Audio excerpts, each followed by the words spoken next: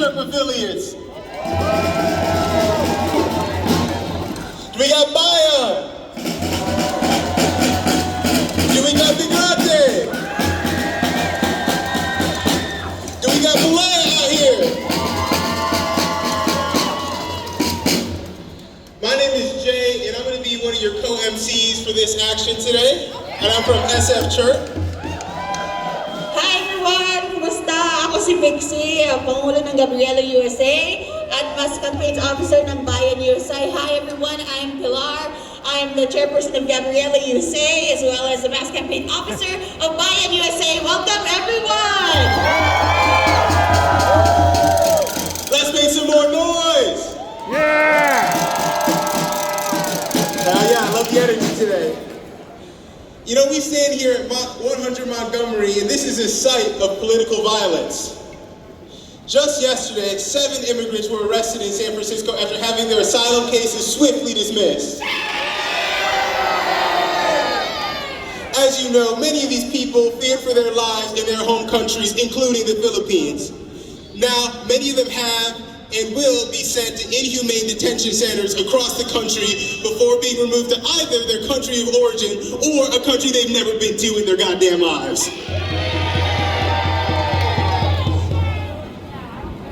We're seeing the increase in fascist attacks against the people here in the US as Trump directs ICE agents to terrorize migrant communities, to kidnap our people. Filipino migrants are left to languish with other countries of origins, migrants left to languish in ICE detention while the Philippine state washes their hands of responsibility, just like their bosses in the Philippines try to wash their hands of the corruption schemes to amass wealth at the cost of the people.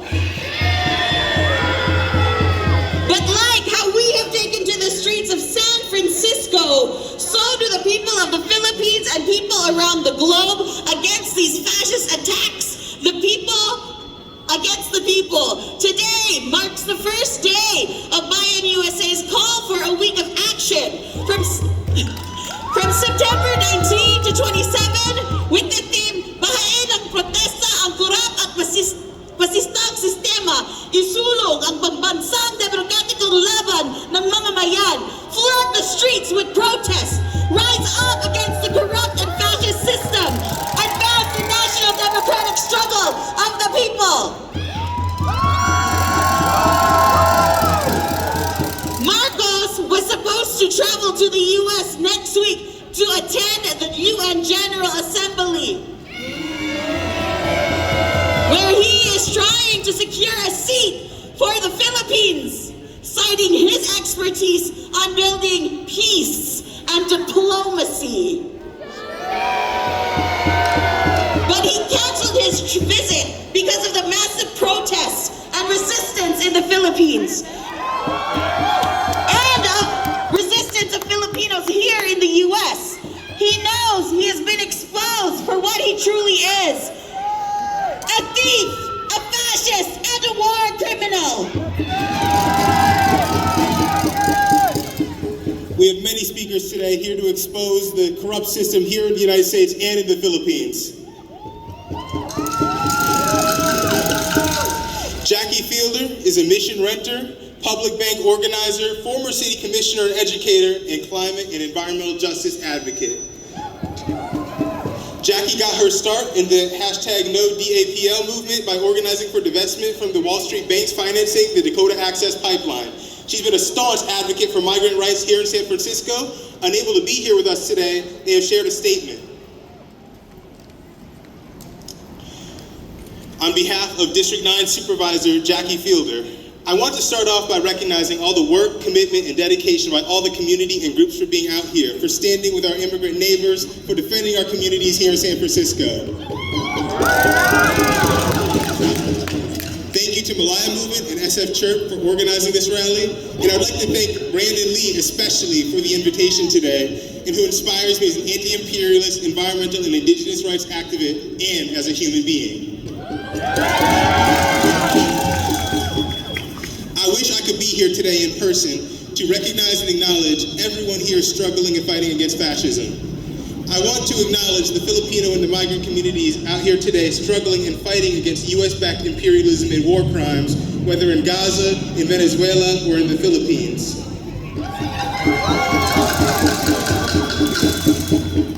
Because imperialism affects us all, whether in the Philippines or here at home in San Francisco. In 2025, we live in a country that is no longer creeping steadily towards authoritarianism.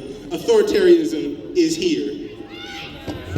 We are dealing with a president who is continuing a genocide in Palestine, who threatens our rights to freedom of speech and protest, who is trying to strip what basic safety nets we have. We are dealing with a racist ICE rounding up innocent people off the streets, throwing them into unmarked vans, and deporting and disappearing them. Nobody should have to live with the fear of not knowing where they will be forced to go next, any of which are our friends, family, and community members who we know and love. But we have fought this before, and we will win again. We will fight back when our neighbors are under attack, because our struggles are fundamentally connected. When we fight for the humanity of our Filipino neighbors, for our Black neighbors, for our Latino and immigrant neighbors, for our Palestinian and Arab neighbors, for our trans neighbors, and we fight for their humanity, we fight for ours too. And when we fight for an end to imperialism, we fight to end poverty, we fight to end violence, and we fight for an end to genocide. Although we are unable to be physically present with you all, we want to acknowledge and thank you for showing up here today and making yourselves seen and heard.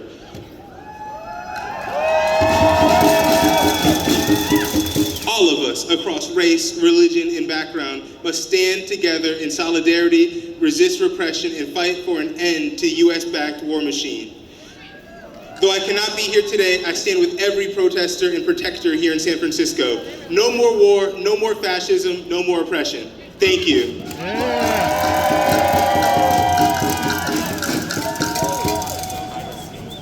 Thank you to Jackie Fielders and their office for their advocacy for migrants here in San Francisco.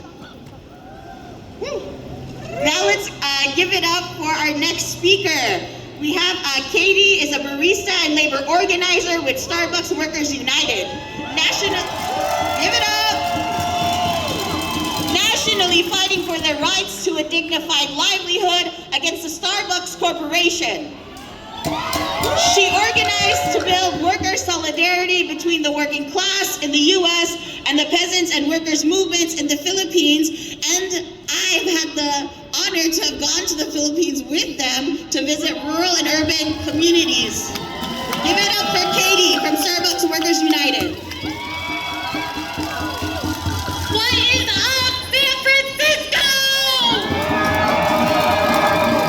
If you are angry, make some noise! An investigation last week recently found that Starbucks baristas experienced the largest worker to CEO wage gap in the nation. Our CEO Brian Nickel makes 6,666 times more than Starbucks baristas. His wealth and the billions of dollars of profit of the Starbucks Corporation is only made possible through rampant exploitation throughout their entire supply chain. From baristas like us, all the way to call centers, distribution warehouses, manufacturing plants, and coffee farms in the Philippines. Our store in Seattle has faced some of the worst union busting we've seen nationally at Starbucks Workers United. In an act of retaliation for winning our union and going on strike twice this summer, we were placed on forced leave for 2 weeks. For 2 weeks, we were stripped of our livelihoods and left by the company to anguish. We know that we are not alone, and while this may be the first time for this to happen to our union nationally, this this happens all across the world to the tens of thousands of workers in the global south. This especially happens to Filipino workers who are under the thumb of imperialism and the bureaucrat capitalist class. We know that we are not alone. Immediately, as we were placed on forced leave, we issued a solidarity statement calling for workers to unite internationally to fight. We said we stand in solidarity with the Metroware factory workers in the Mactan Economic Zone who were placed on forced leave for 3 months.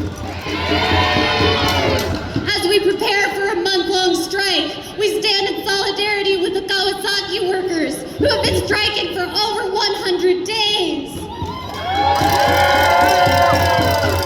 They have been locked out of their place of employment and held the picket line despite the storms and flooding that has occurred that the Marcos government failed to address.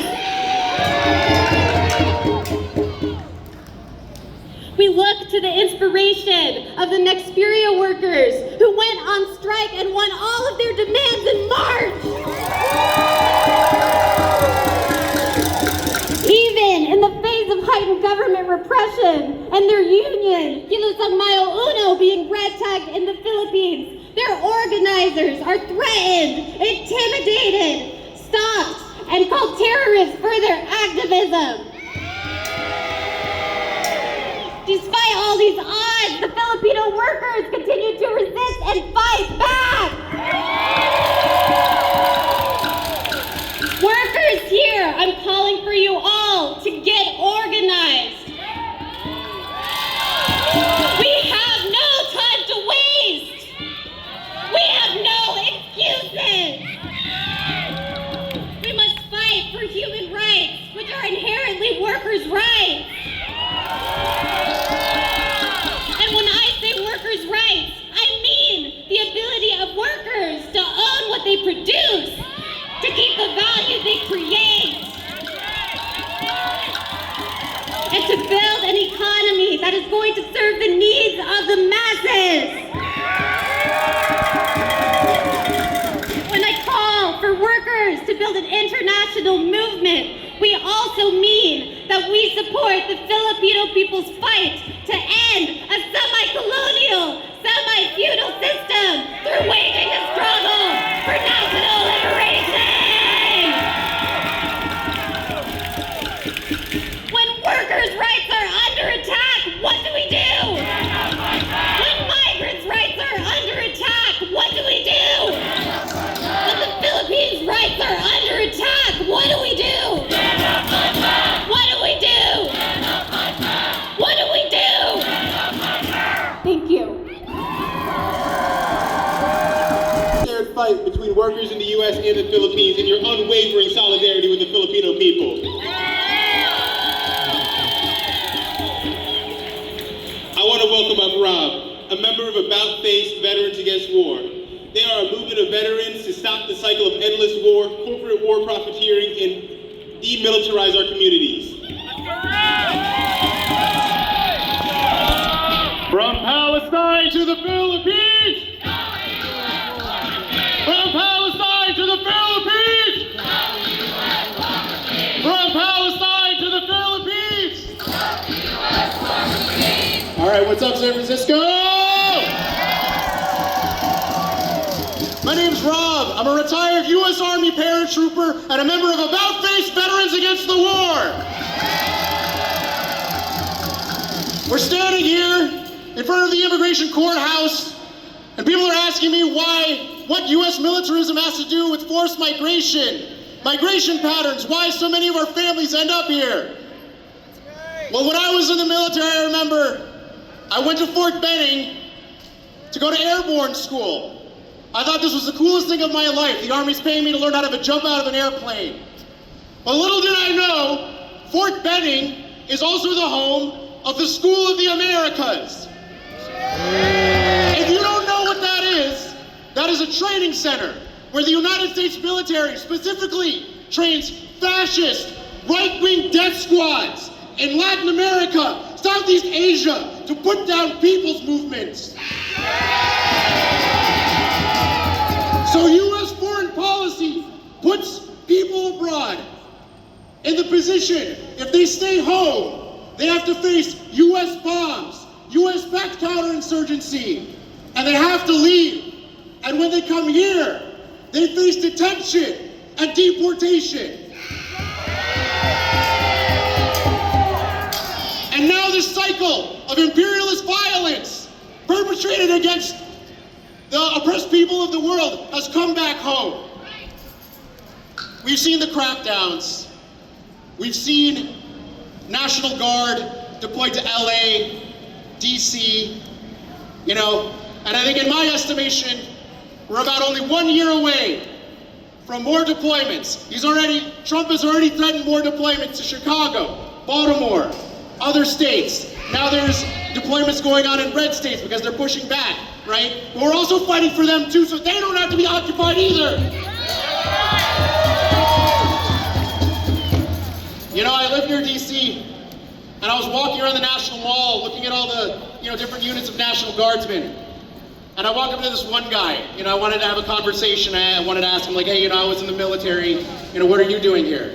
It was a white guy from West Virginia, was deployed to police DC. I said, hey man, what's your MOS? What's your job in the military? He said, I'm a cook. It's like, oh, you're a cook, huh? And they got you, like, patrolling the mall right now? He's like, yeah, it's just all for show. And I started asking him more. I said, what do you think about this? He had the canned lines his commander told him to give, but then he started talking more. And he said, yeah, back home in West Virginia, I work at a gas station. My dad runs moonshine. I don't want to be here working with federal law enforcement. I joined the National Guard because I thought this was about disaster relief. And at the same time, there was a hurricane bearing down on West Virginia. He lived in a flood-prone holler, right? So these are people, the people in uniform. I'm talking to you today too. You don't have to do this. You have a choice right now. Like I said, we are 1 year away from full-on potential martial law in the United States. You have a moral choice to think about today. When you get the call to deploy to the streets of Chicago, the streets of Baltimore, the streets of LA, even possibly the streets of San Francisco, if you get those orders, what are you gonna do? Man up, fight back. What choice will you make? So that's why I make a call to you. Reach out to people like About Face. Learn about your rights. Learn about GI resistance. Because we have a precedent for this. We had our forefathers who resisted the war in Vietnam. They resisted all wars before.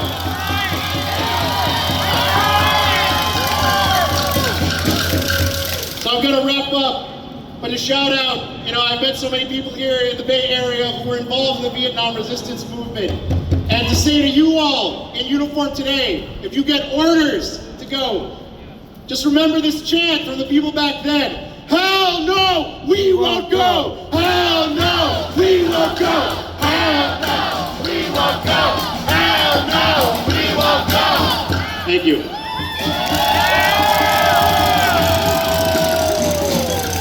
Thank you, Rob, for reiterating the importance of continuing the fight against fascism at home and U.S.-backed fascism abroad, and About Face's continued support against U.S. militarism in the Philippines. We recognize that U.S. presence in the Philippines doesn't only affect those in the Philippines, but also has impacts on the Filipino people abroad. And so that connects us to our next speaker. Job Delore is a member of Merigante, Northern Virginia, and the Deputy Secretary General, the Educational Officer of Migrante USA. Migrante USA is an alliance of Filipino worker and migrants organizations dedicated to fighting for the rights and welfare of Filipinos in the U.S. and abroad, and for genuine democracy and freedom in the Philippines. Let's give it up. And please prepare to be marching formation after this speaker. Thank you. One struggle, one fight, migrants of the world. One struggle,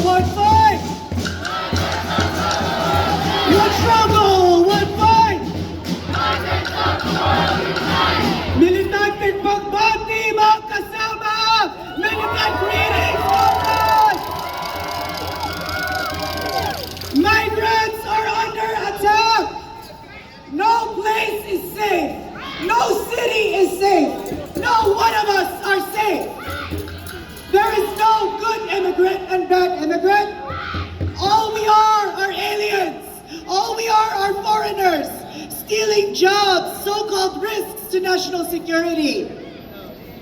The Philippines has among the worst unemployment and inflation rates in all of Asia. The daily minimum wage averages at $10. That's $10 a day. With the economy in crisis and rocked by corruption scandals and intentionally kept underdeveloped, it is these reasons why more than 8,000 of us Filipinos leave the country every day in search of work.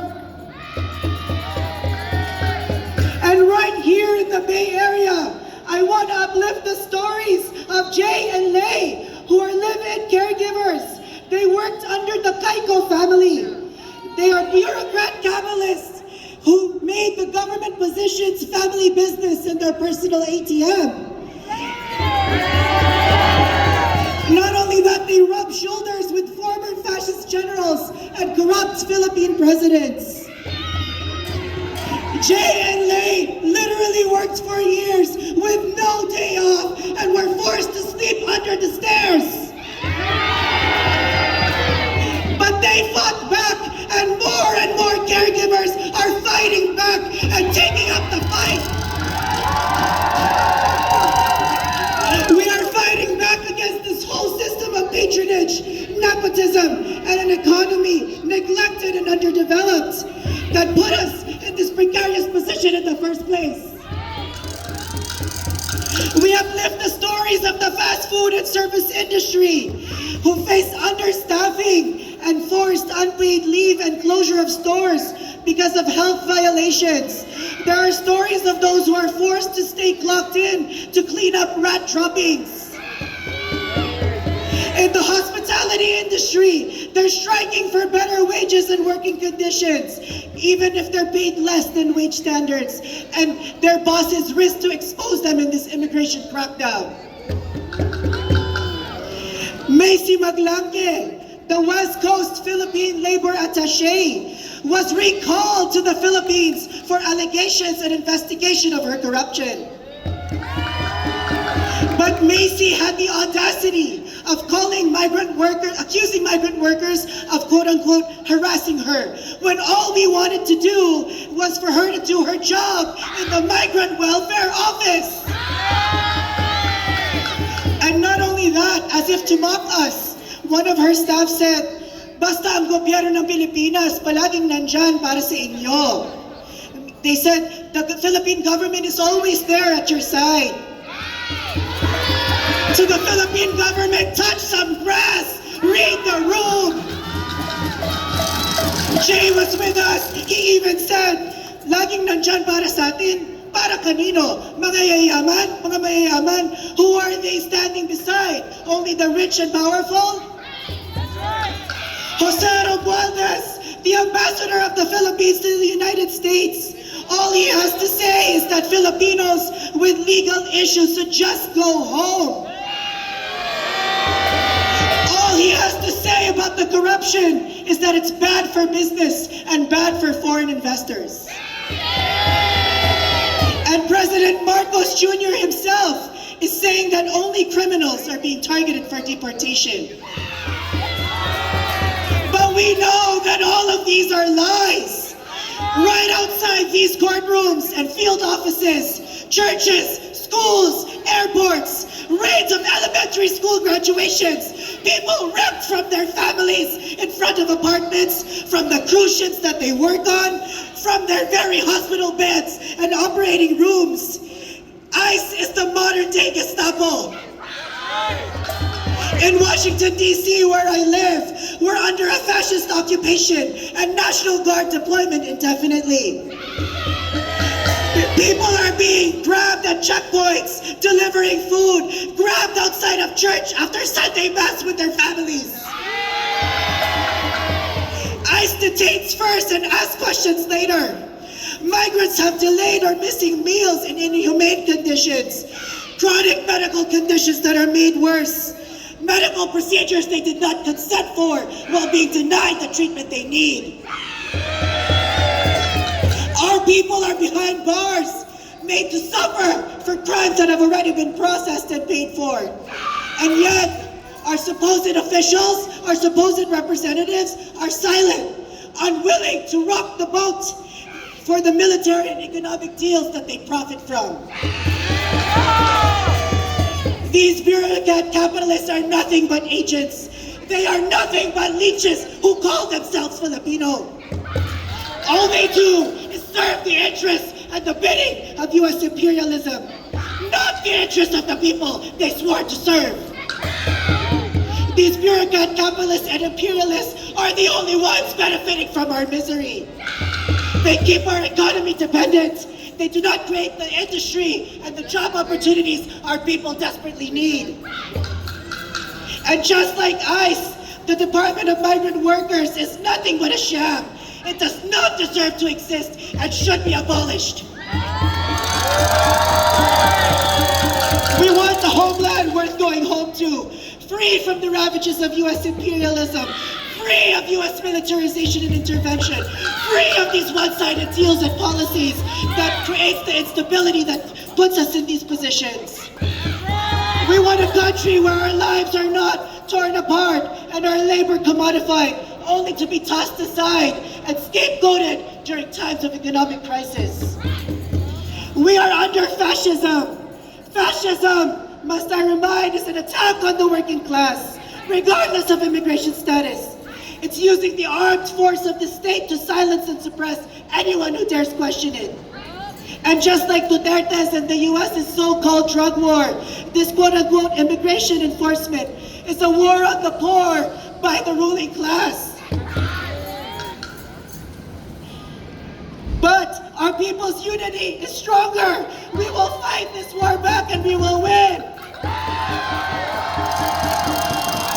Let us bring the struggles and demands of migrant workers now to the Philippine Consulate. Will you fight with us? Migrant workers are fighting back. Migrante USA had a successful assembly with more than 18 chapters in May. The Defend Migrants Alliance of more than 100 organizations was launched this past month. My question now to all of you, will you join us? Will you stand with us? Our solidarity is our source of strength. Get organized, stand with us, fight with us. We are fighting for human rights, but it is our right as a people to fight for self-determination, to fight for industry, to fight for a pro-people economy. Our lands, our seas, our resources for our people. Together, we will build. Families are kept together and not torn apart. Migrante na tuloy-tuloy ang laban. Maraming salamat po, tuloy-tuloy ang laban. And let's get real loud for all our speakers here outside the courthouse.